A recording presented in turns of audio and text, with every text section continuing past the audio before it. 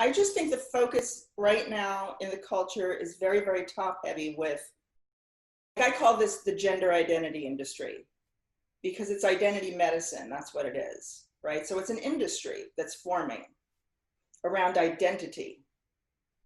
And I think that most of the culture is in a swirl around the gender and the identity part of that equation. And what's lacking really in a big, big way is the industry part of that. I think that capitalism basically subsumes anything that we try to do in terms of grassroots movements at this point in time, because technology is so incredible and people are so attached to the internet and so involved in their computers that they have the advantage, not to mention money. But during the AIDS crisis, a lot of gays came out and the medical industrial complex became involved in this community, small community, because of men were getting sick, gay men were getting sick in the population, right? So the medical industrial complex comes right into this grassroots movement before it's even like really fully formed, right? And starts sort of functioning alongside of them.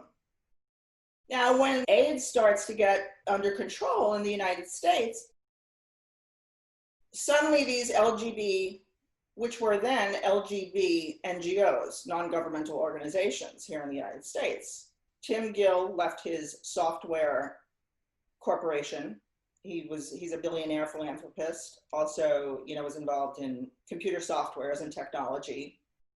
He left his company to start, one of the largest LGBT NGOs, what has become LGBT NGOs in the United States.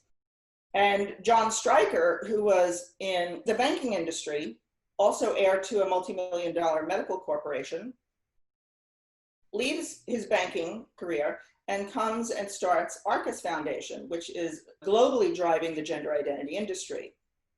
And he forms this LGBT NGO, Arcus Foundation, which he funds through his medical corporation stock.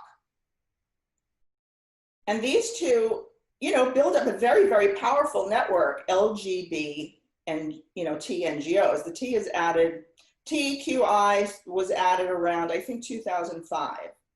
All the LGB NGOs started to add the T, the I, and the Q to the umbrella. Now, what we're looking at here, what I see, what I perceive, they've added this, the T, Q, and I, to extend identity medicine. AIDS is not paying off anymore. The medical industrial complex is already involved in these corporate identities, what they've formed, LGB, as corporate identities. It's just same-sex attraction. LGB, that banner, is really a corporate entity now. But you can't really get more identities out of a sexually dimorphic species. You've got the L, the G, and the B, and you've got heterosexuals. What are you going to do now if you want to expand your market?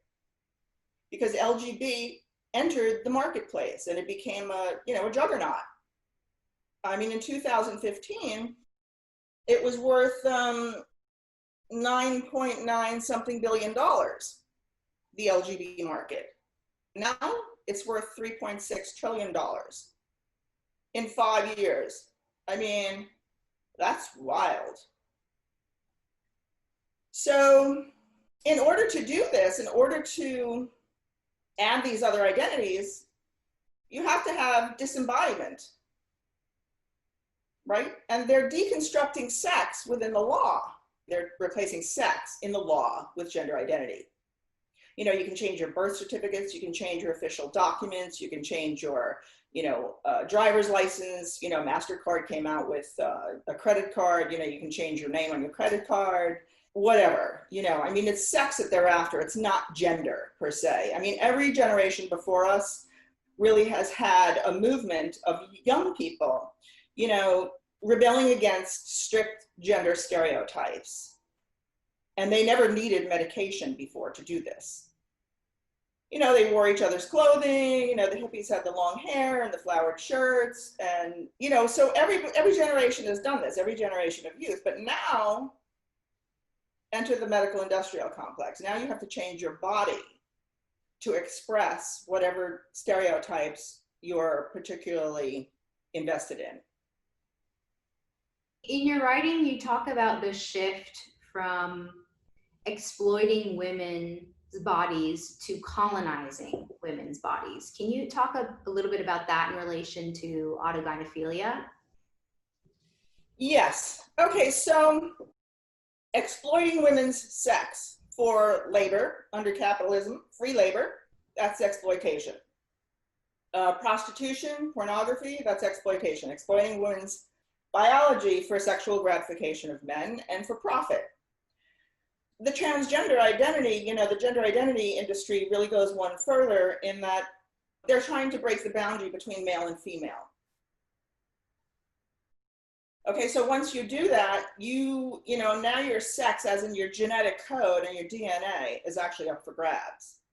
It's not just sexual expression or your sex as in terms of, what makes you male and female, not just your genitalia. Yeah, and I appreciate also the distinction that you make between plastic surgery and denying biological sex, right? You make the distinction that plastic surgery doesn't attack what makes us fundamentally human, whereas transgenderism does exactly that. The purpose, as you put it, is to dilute the truth that we are a dimorphic species, to erase that truth, and to make it so that people are not rooted in their sexed bodies.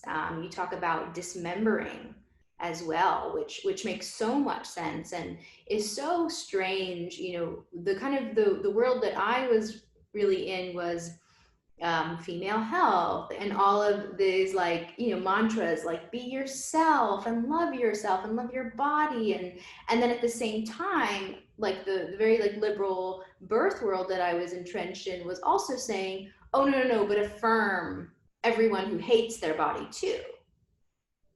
Right? It was just it's so strange, and now I can only it's so weird.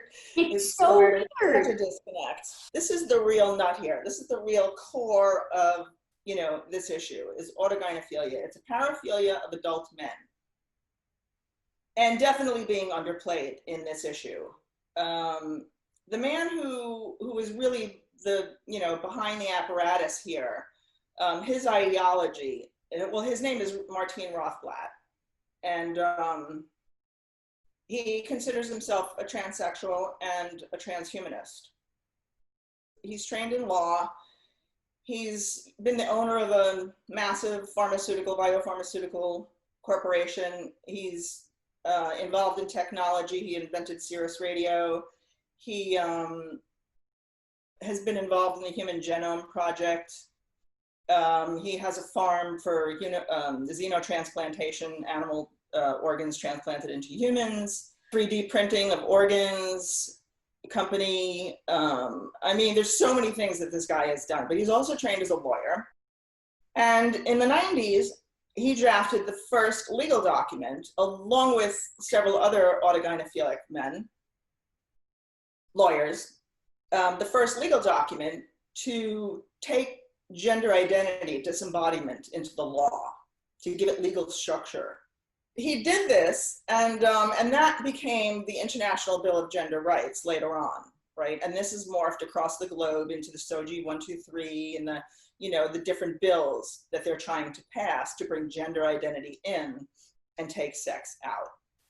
And from that point on, he's sort of worked very quietly behind the scenes.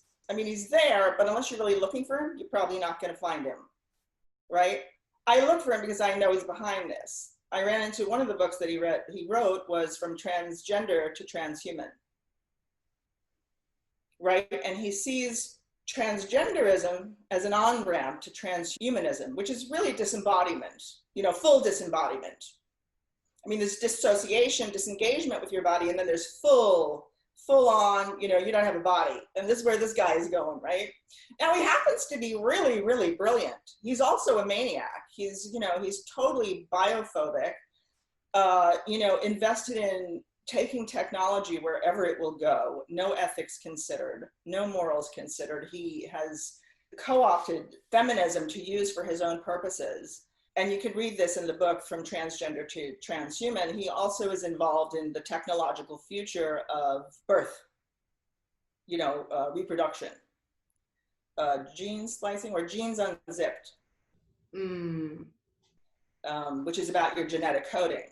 And all this is happening along the same time. Here he is, he's involved in the Human Genome Project, and up and coming is the CRISPR technology that's developing, right? That's like really changing your genetic code, your DNA. I mean, they have the ability to do this now, and they're perfecting it, and they're getting really far along in terms of this, right? So there's Martine Rothblatt at the very, very seat of this movement, and he's got this paraphilia. Now, a paraphilia, the paraphilia of autogynephilia is a fetish, is not, you're obsessed and compulsively sexually attracted to an object, right? And it often escalates through your life. And autogynephilia, in this paraphilia specifically, the object is female biology. So here's Martine Rothblatt. He has this paraphilia with women as the object, their biology. And he has all this power and he has all this money, and you can see how this evolves from like cross-dressing for sexual gratification to actually invading women's biology, like the interior of their biology, taking technology to the point where you have colonized reproduction with tech, right? And then you have another autogynephile, Jennifer Pritzker, who was in the army, in the armed forces. I wrote a whole article in the Federalist, and I had to publish on the right. I'm not of the right at all. I've always been left all my life, but I've had to publish on the right because the left won't publish any of this, my research. So I published in the Federalist a whole article about the Pritzker family. They're a billionaire family in America. They're worth like 29 billion. And they're massively, massively invested in the medical industrial complex at so many levels, I couldn't even describe it, but I do mention most of them in the article. And it's the whole family, but Jennifer Pritzker himself, who decided in his 60s, after being married and having children, that he was actually a woman. So here's this man who's very, very rich, and of course he hangs out with all these other really, really rich people, who sort of engineer society to their liking. He's involved with other philanthropists. And he decides he's a woman. So one day he shows up in dress and pearls, as if this is what makes a person a woman. I mean, it's just so insane. And then he starts funding the hell out of this issue. He starts culturally driving the gender identity agenda through our cultural institutions, our medical institutions. And so everything you've just said is incredibly powerful and incredibly clarifying.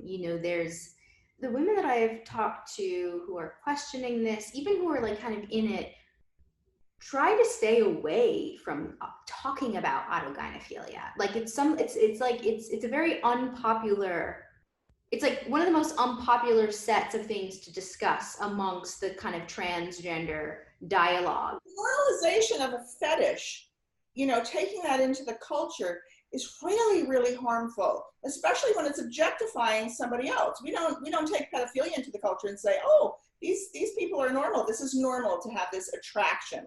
As long as they don't act on it, they're not really hurting anybody. Well, that's a lot of crap, because, if I know you're a pedophile, but you're not acting on that, I know you're a pedophile because you're telling me that. And if you're telling me that for a reason, which is that you need validation for that, which really makes me a participant in your sexual proclivities, right? Now, with this fetish, which is being normalized in the culture, not just through, everything that I just spoke about, but, within corporate culture, this is being normalized. I just wrote a blog post about Goldman Sachs, how they're having these training meetings in their corporations for people to embrace transsexualism. Embrace men, basically men, that are coming in, that are dressing it like, women, dressing like women, you know what I mean? Culturally accepted women's garb, they're actually cultivating this environment for these men to do this. They're having meetings saying, hey, if you're transsexual, transgender is really just a rebranding. It's a corporate rebranding, to make transgenderism cool for people, because, it's really hard to sell a fetish. It's the same thing. It's the same thing. It's a disembodiment, an objectification. And we are normalizing this. And this is like the real danger here, because we're just taking this right into, it's right in the market now. Everybody's selling it. Everybody's buying it. They're selling it to school children. You can be boys or girls. They're telling you in your classrooms now, and their sexual education curriculums are being changed. This is why nobody can speak about, womanhood and women's biology, because it's all being changed. Now, in the corporate level, they're telling people, you have to use specific pronouns, or guess what? We're not telling you this yet, but you're going to be out of a job, just like journalists are out of a job, professors are being out of a job, doulas are being put out of a job. This is really getting terrifying. I mean, I'm terrified on the daily. That's why I write, because I would be consumed with terror if I didn't actually resist what I'm seeing. So that's why I pump out as much information as I possibly can. I'm terrified. People call me brave, heroic. Oh, you're doing this, you're doing no. I'm terrified. I'm absolutely blind terror every single day. Yeah, introducing this into the cultural, into the corporate culture is really, really frightening. It's really, really frightening to me, because you're appropriating female biology, and this is okay. Not only that, but you're telling people that, this is their sexual proclivity. Why don't you keep it in your bedroom? Why are you letting it out into the culture and saying objectification and disembodiment, cool, normal, it's an identity, it's completely fine. Well, this demands that other people are involved in your sex life, basically, right? Because you need this validation, right, for your paraphilia. You need this social validation. So I'm set up now as your validation for your, paraphilia. This is not normal. This is not healthy. It's not good. It's not normal. Disembodiment is not normal. Disassociation is not normal. Sexually objectifying other people is not normal. And children are being exposed to this as well. How do you then kind of think about what's happening to young women, right? So if you're talking right now about particularly adult men who are colonizing female biology, objectifying women as a sexual fetish. Do you think that women are just collateral damage and they're just reacting to sexist stereotypes, which is why they are seeking out medical transition? Or do you think it's just a kind of ripple effect of what the transhumanists are doing? Of dissociation, disembodiment, and... Well, I think that young women are particularly vulnerable to their images, as they're growing up and going through puberty, because of the culture that they live in, which is hyper sexualized and already sexually objectifies females all over the place. I mean, I walk down the street in New York City and I go past Victoria's Secret and there's a woman in her underwear, in her lingerie. Normal. If I go to the deli, what's in the magazines, on the cover of the magazines is 1950s porn, completely normalized, right? So what's taken the place of those pictures that are now being normalized in the culture are violent porn that degrades and humiliates women, which is available to young boys, at the flip of a button on their cell phones. Right? And this is impacting young women's lives, girls' lives, in high school and in middle school, because boys are acting on this. This is their sexual education. And there's like billboards of completely naked women in Times Square, 50-foot billboards, with their legs closed, of course. But, it's the sexual objectification of women is already completely normal and saturated in the culture. So women, wow, this is a lot for a young woman to take in when her body, starts to change, and women, young women act this out on their bodies.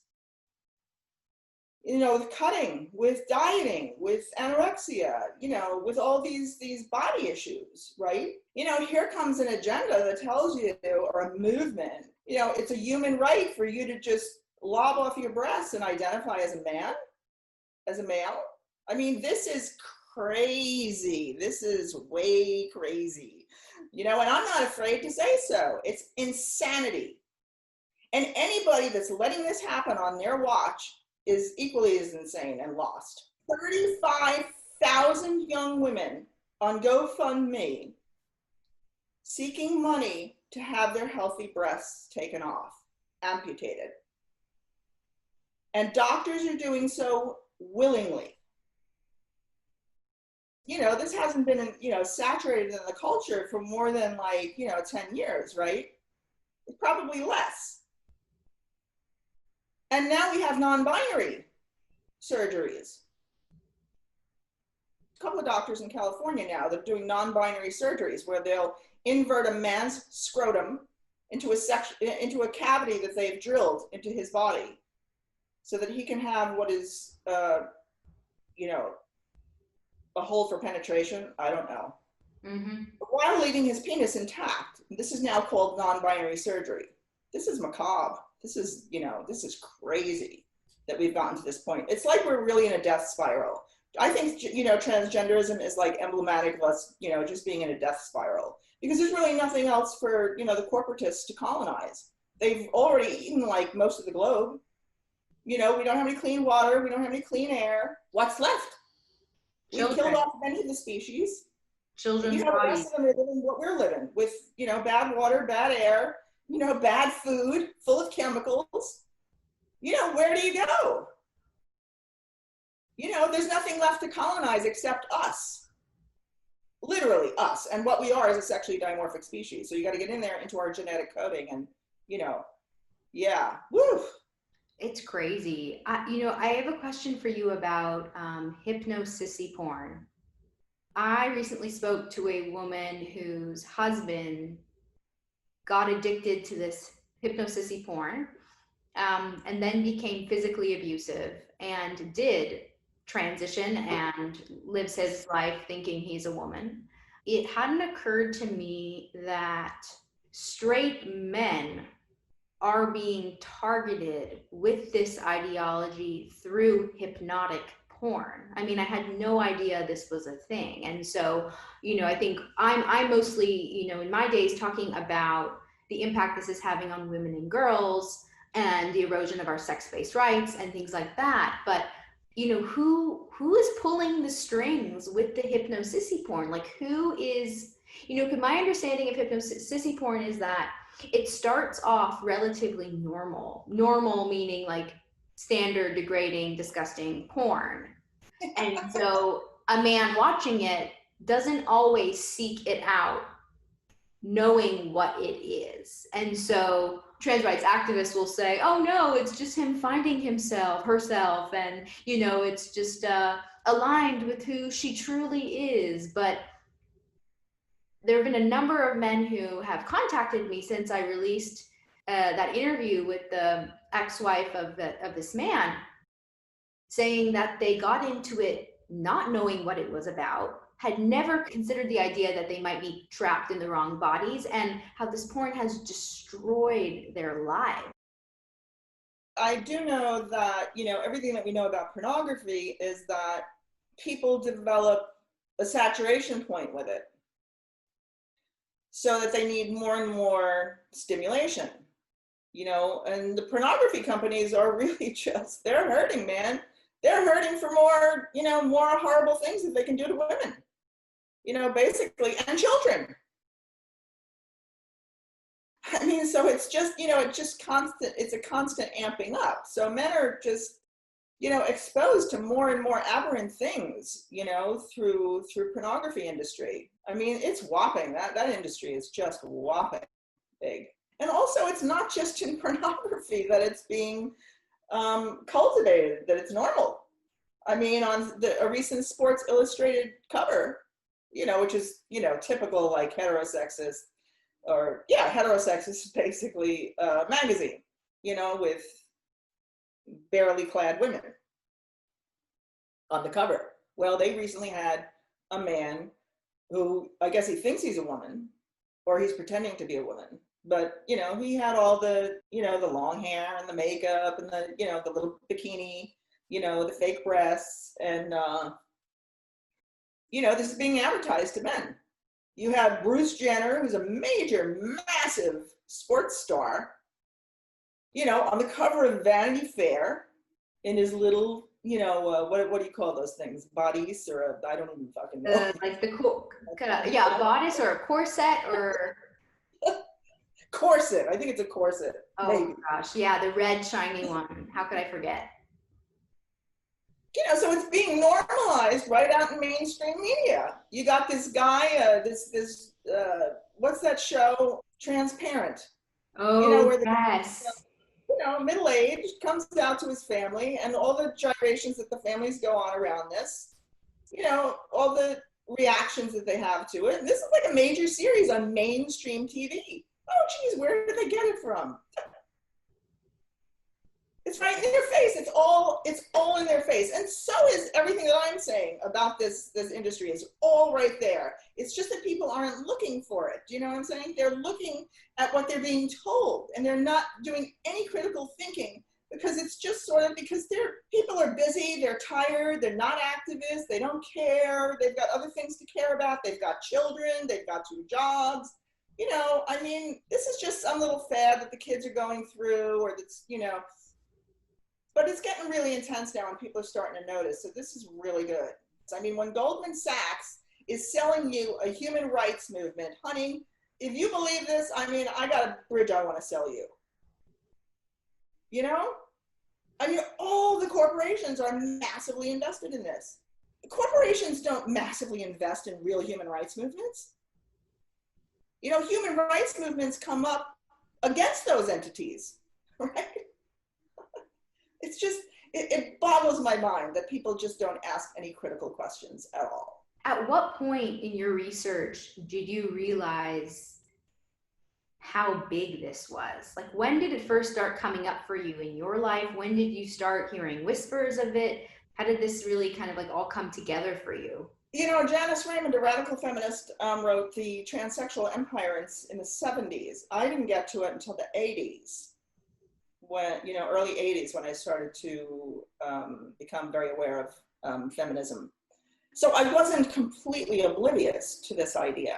I was involved with an environmental organization, Deep Green Resistance. And one of the founders asked me, because I was living in New York City, you know, hey, you know, would you try and find us some platforms to speak, some venues? Because we're getting deplatformed everywhere. They were one of the first, you know, real human rights and environmental rights movements to be completely blacklisted over this issue because they acknowledged biological reality. They actually had some trans individuals or people identifying as trans within the organization and men, and they wanted to be included in the women's caucus. And the women were like, no, we'll help you build your own caucus if you'd like, but you can't be part of ours because you're men. And so they left the organization and they went along, and everywhere they tried to speak about the environment, they were blacklisted. These people would show up, you know, young people, basically with blue hair and bones in their nose, you know, screaming, you know, trans women are women, and defacing their materials at their, you know, events, and screaming through the whole thing so that nobody could hear anything that they had to say. And so I thought, you know, here I am in New York City. This is a big city. There's a lot, you know, there's a lot of difference, you know, coming up against each other in this city. You know, we'll be able to handle this, you know. So in fact, I secured like 3 different venues and they were all canceled within days. And by the 3rd one, I was like, oh shit, this is something really, this is something going on here. You know, this is not like, you know, blue-haired kids with bones in their nose, like, you know, making this happen. This is not them. I didn't know exactly what was going on. I was really angry that this was happening. And I was also like, you know, I wanted to know, like, why is it happening? Why is anybody that has this much power, there's money behind it. So let me just look and see what's going on. So I started to look around, poke around. Where's the money coming from? Where's it going? You know? And a lot of names started coming up. immediately. John Stryker, Tim Gill, the Pritzkers, and their involvement in this, Rothblatt, Soros, George Soros, Drummond Pike, who operates the Tides Foundation, which is basically a tax haven for very, very wealthy people, and also makes their donations anonymous. They can donate to an organization that you don't know who they donated to because it goes through the Tides Foundation. There's Mark Bonham, another billionaire banker up in Canada, who's started this sexuality diversity organization, who sends around his little minions to say that sex isn't real.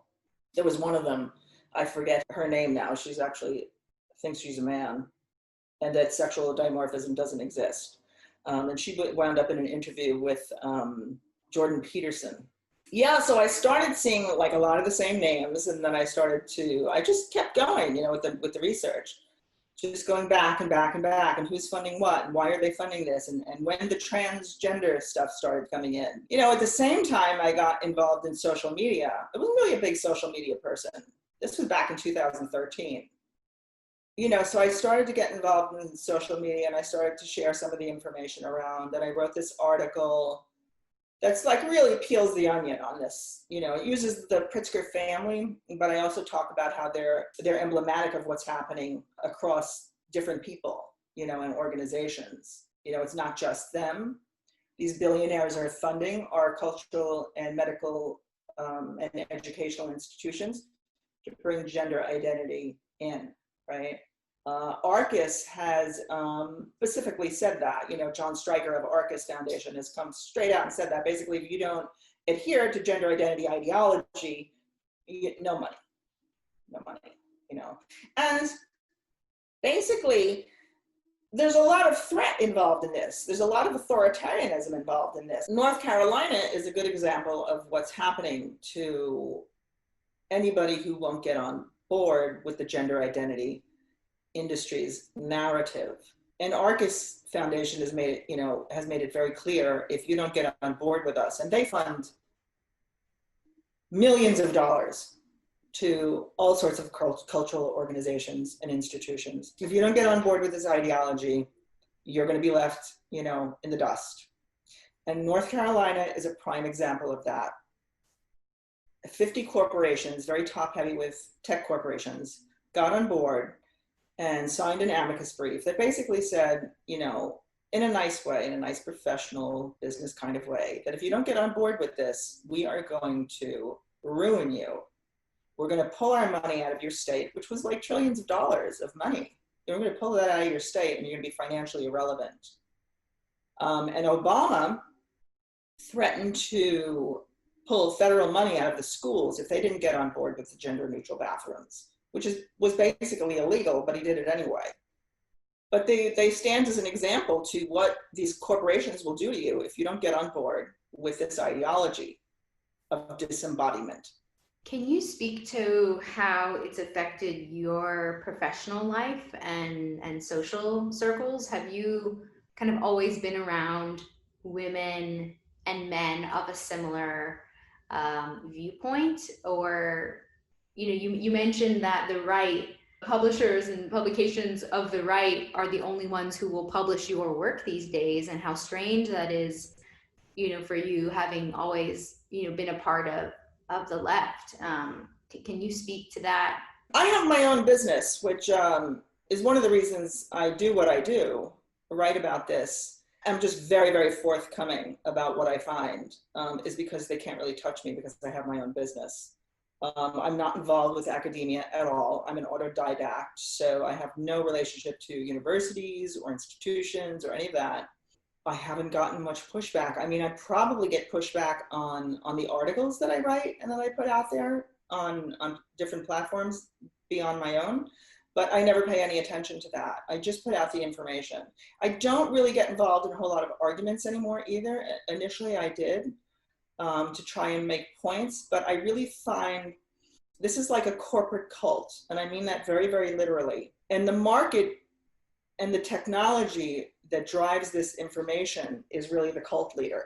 Since like 2014, when Laverne Cox was on the cover of Time magazine, it's been nonstop 24/7 propaganda about this issue, bringing in little kids and their stories, very Hallmark card narrative kind of stories about families, overcoming this, thing within their families and the poor children. The propaganda has been relentless. I didn't really get like a lot of pushback because they have no way to touch me really, really don't have any close family near me. I didn't have a job out in the world. I had my own business. So they really, they can't really touch me. What can they do besides censor me? And that's pretty much why I developed my own platform, because, they're censoring everybody. And also because I didn't want to continue to publish just on the right. Uncommon Ground Media is it's a new media platform that's left. And they've published several of my articles and have been very, very good about covering this issue. They're great news media. I'm very, very well positioned. I'm not married. I don't have any children. I have my own business. So I'm really, really well positioned to get information out there. So, and I realized that very, very quickly on because, it's been censorious from the beginning. Like I said, a lot of people can't do what I do because they have families, because they have children. I know somebody in the UK that had to move her whole family because of the things that they do. They go after you, they dox you, they go after your livelihood, they contact you on the phone. This issue is too important for people to be silent. It's too important. And we're all under the gun. This is massive, massive corporatism. They're also framing things in a way, they're reversing what's actually true, not just that men can be women, which is obviously insane. But they're calling this, like within corporate speak, is diversity and inclusion. This is about, diversifying our employee pool and including everybody, right? But like, for instance, men are taking spots for women, spots that are to give women a leg up in society so that they're out there, in the culture, helping form it, but they're actually men. It's not really about diversity and inclusion. It's about being homogeneous. You have to have these thoughts. You have to be able to speak like this. You can't go out of the lines, and this is being institutionalized. This is all corporatism, expanding markets, colonizing. I find that there's such a resistance about agency. Like when I suggest that we as women are making very few choices in the world, or that these children are not free agents over their decisions to kind of take puberty blockers. Like there's a lot of pushback around the idea that we are being groomed and used as pawns and products in this whole corporatism. I wonder how much of this is ego on the part of the parents who are affirming all of this, or the friend who has a trans friend who wouldn't dare question their motives. What is your response to that? I think there's many, many more parents that have nowhere to go and are finding other outlets of support. Because this is, the whole institutions and the medical institution and the media and everybody has been, controlled by this constant propaganda. I think that, parents have no place to go. So they start to create their own support groups. Some of them have, more success than others. But if you take your child to a psychiatrist because suddenly they decide they have this alter personality and involves taking cross-sex hormones and, they want to have surgery and stuff, and you take them to a psychiatrist and the psychiatrist thinks you're the one with the problem, and the school thinks you're the one with the problem, and your general practitioner says, yeah, here are the puberty blockers, give them to your new alternately sexed child. Whoa, that's a lot of crazy pressure. And like, what do you do, right? And everywhere you turn, this information is all like, you're the crazy one. So parents have been like really gaslit, my heart goes out to them. My heart absolutely breaks for them. It's horrible, obviously, that the children are getting caught up in this and they're the ones that are having their bodies, mutilated really for this. But the parents, I mean, can you imagine just watching your child go through this? And I mean, there are children out there, young kids, 15, 16-year-old girls that have gone and had their breasts removed, without their parents' permission, or started cross-sex hormones without their parents' permission, or are now developing facial hair and their voices are changing and they're going to be sterile. And, those things can't be changed around when they get a clue. Right. It's horrible. It's horrible. Right. Do you think this is a depopulation attempt?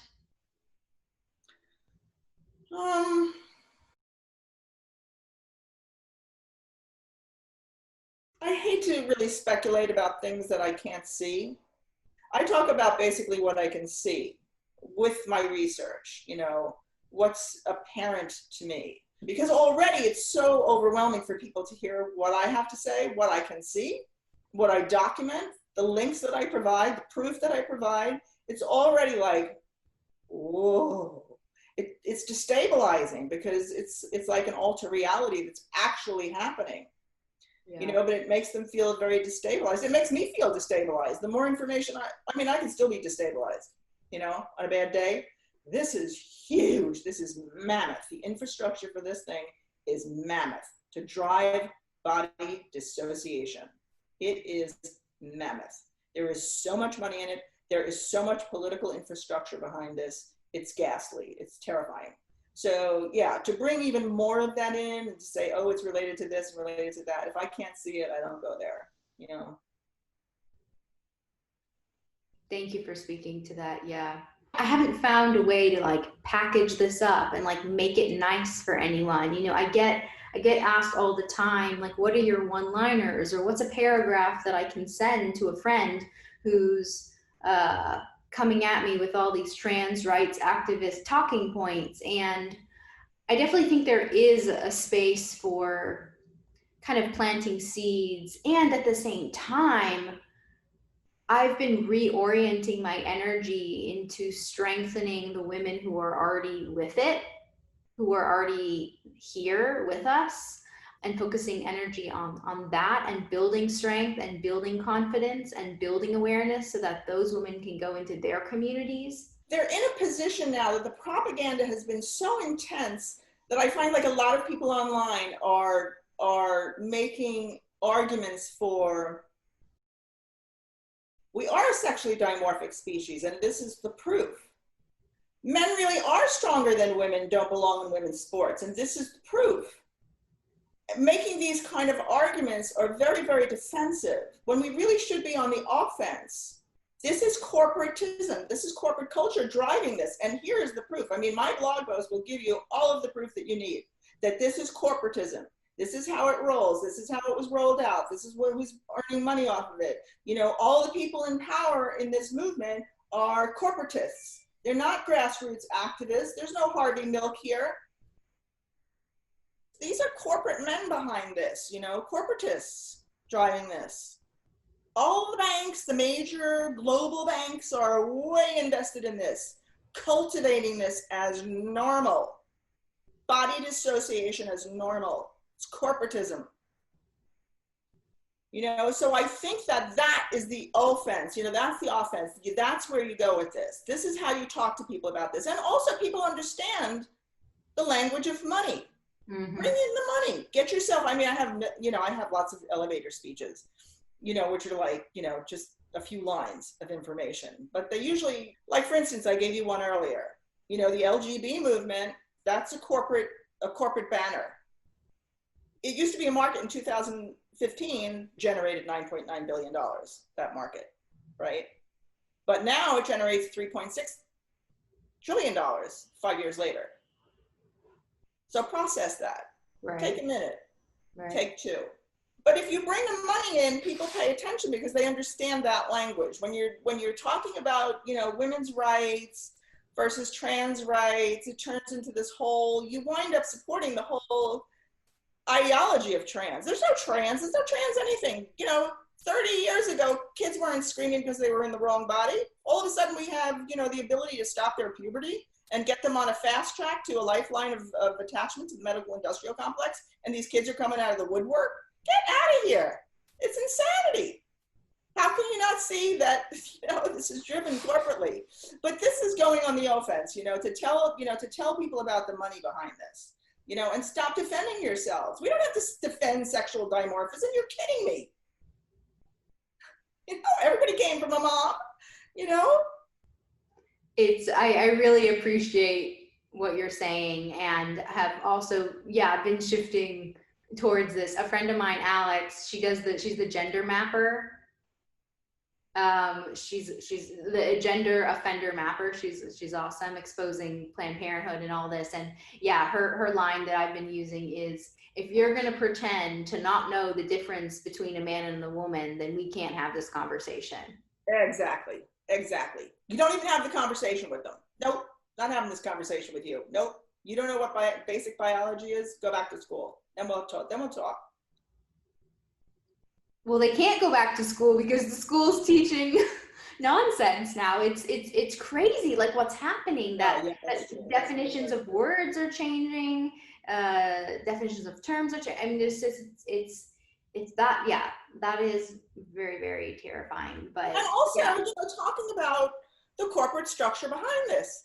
Global banks, massive corporations, massive media, global media platforms, the largest international law firm in the world, they don't get behind, a minuscule part of the population's identity issues.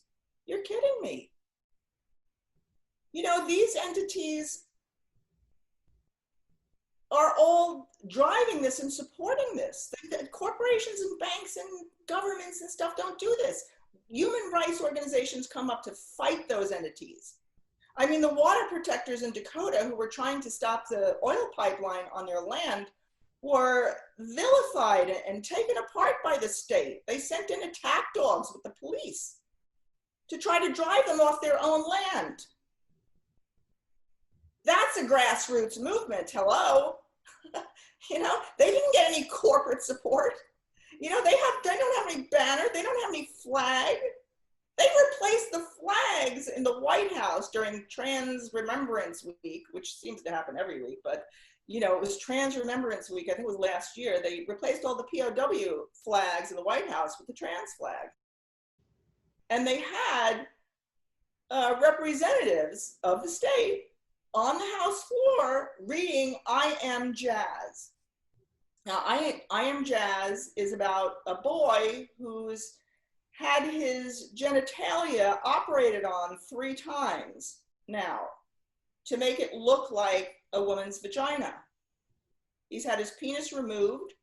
A mainstream media platform, People Magazine, everybody knows People Magazine, they covered his penis party, his penis goodbye party before he had the operation, celebrating with a cake his castration. Now, if this is not absolute madness, and if you can't see that this is absolute madness, I'm moving on to somebody that can, because you can't see the madness. I mean, that's just insanity. We've lost the thread here of our humanity in this. We really, really have. That's a horrible, horrible thing. Yeah, I forgot about the cake. I forgot, I used to watch I Am Jazz on TLC before I had kind of come out of my indoctrination, but I'm really curious how women or men snap out of this kind of mind control, because I was in this. I was in it. I was indoctrinated through my birth doula training. It is, as you say, it is everywhere. And once you see it, you cannot unsee it. And it is, I get messages from women all the time that they have had to stop watching TV. They can't go anywhere. They can't talk to anyone without it coming up. It has permeated everything. And I was, I think, a really good target for this ideology to be a kind of foot soldier. I was like an empathetic young woman wanting to like do good in the world. And people are telling me that this is how you do good. This is how you be good. This is how you open your circles. And it's just, as you said, it's absolutely absurd and we really need to, yeah, I agree, focus energy on being on the offense and moving on to women and men who are in this fight with us. And organizing, I mean, not just, you know, getting with them, but organizing against this. I mean, it's so, so important. I mean, I'm not even painting anymore just because there's just so much to do. I mean, I have people coming at me all the time. What do I do? What do I do? Organize, find somebody else and organize. Organize something. It doesn't matter what. People really, really get hung up on, well, anything that I do would be really small. So it's really insignificant. So I'm not going to do anything. They want to cure the whole thing or see that there is a cure before they participate. And this is not how it goes. You know, this is not how we fix things. This is not how we help things. You know, you have to do your part. I sent out a tweet fairly recently to people just thanking people who are at home who really don't have an option to organize outside in the world because maybe they're old, maybe they're disabled, maybe they just, you know, they have children, maybe, you know, there's many things that'll keep people plugged into their own life as opposed to being an activist. But they're tweeting my material around and it's like, look, we are so censored at every front. So these people are really, really important. They're getting the information around. You know, they're circulating this stuff. This is so, so vital. And I just thank them. And I'm telling you, the thing got like, you know, like so many people, like hundreds of people responded to that one.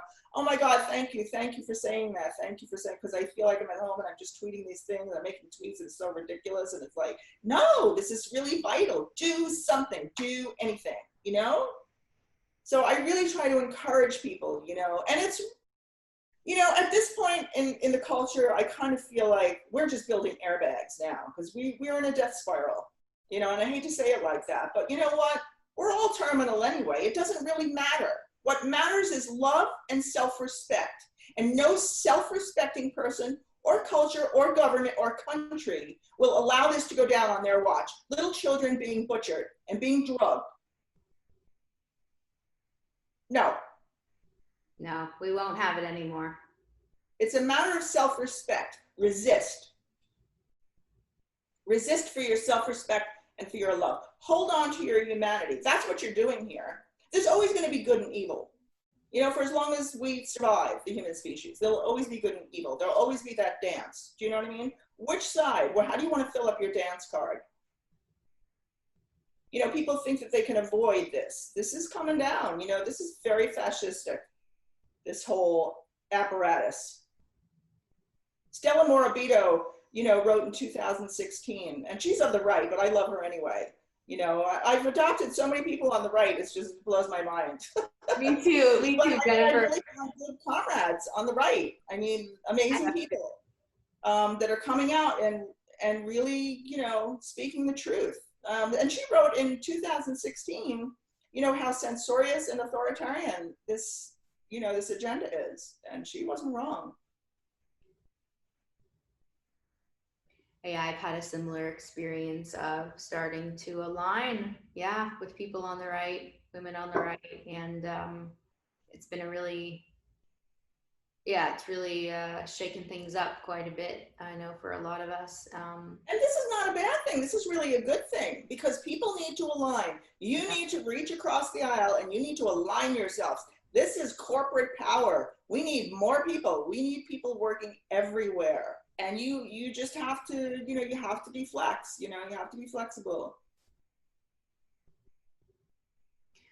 Wow, Jennifer, you've covered so much and really spoken to the force behind what's happening. And I love, as a radical feminist, I love that you name names. I think that's so important. I really appreciate that you're pointing the finger at these men who have names, who are open about what they're doing. Again, as you said, this is not conspiracy.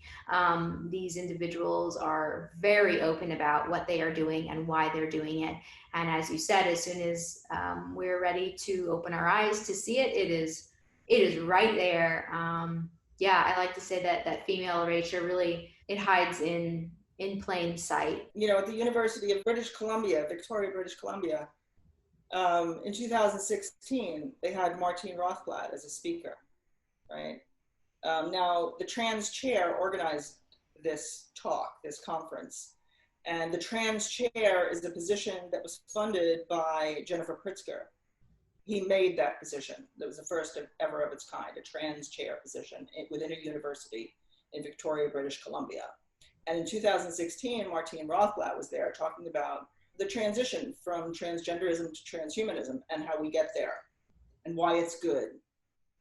And nobody in the audience gave it an ounce of critical thought. They were all, because he's brilliant, he's also very charismatic. He's very warm, sort of presenting, easy, you know? And he talked about how it's important for transhumanists, tech transhumanists, to adopt the strategy of tech transgenders, like building an organization like WPATH, World Professional Association of Transgender Health.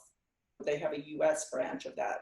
And I think they have a European branch of that also driving this ideology. But he said, you know, basically transhumanists have to take the same strategies as tech transgenders to make people comfortable with this. So this is really a gradual process. I think, you know, transgenderism is really, you know, it's an ad campaign more than anything else for more of the same. I mean, once they get you to adopt and accept and are comfortable with more body dissociation, more than we already, you know, have, you know, then they can roll out other things. Yeah, we need to stop this. We need to go on the offense and really stop this. And everybody needs to do something. Well, thank you so much for pouring your time and energy into this. I know that it is, for the short amount of time that I've been in it, I can understand that it is an all-consuming mission. Thank you, Jennifer. I'm so, just honored to have met you in person, in the flesh. Also just makes, it really makes all of this just feel, makes us feel more connected in a way that I think we really need to feel and be in solidarity in this, and that women know that there's community on the other side of this. You know, women who are afraid of being silenced, who don't fit in with their communities. Or losing their friends. You know, you'll make friends. I mean, as artists, our job is to see, you know, is to take in the things that other people won't take in. I mean, if everybody in society was looking very deeply at issues and things that were happening around us, we wouldn't really need artists, you know. Everybody would be an artist. But an artist versus a craftsperson who might paint really nice pictures or make really nice pottery or what have you. An artist is really different in that we're taking in what other people will not. You know, so even though I'm not painting, I'm still doing that because that's what I do. That's my job as an artist. It's not to paint really beautiful pictures. It's to see. It's to see what other people won't look at and to transcribe that in some way, shape, or form to other people. You know, and when you're doing it visually, that's what makes a painting powerful. When you're really seeing something and you're conveying that visually to some other people, you know, even if it's abstract, you know, it's coming across because you're seeing, because it's in you and you're bringing it out. So even though I'm not, you know, not painting right now, I'm not really lonely for it, you know, because I'm doing it on another level. I mean, I'm taking in a lot of stuff because we talked about that earlier. I mean, I take in a lot of information and it's a lot of horror. It's kind of ghastly, but, you know, I'm very well trained at this age, you know, to process that well and to send it back out so that I'm not carrying that around with me and it's infecting my body and my mind and my life. You know, I think that people can get very damaged by taking in too much if they can't process it well. But, you know, artists, we learn that from early on, how to do that. Thank you so much, Jennifer. What a beautiful note to leave off on as a fellow artist. Pleasure.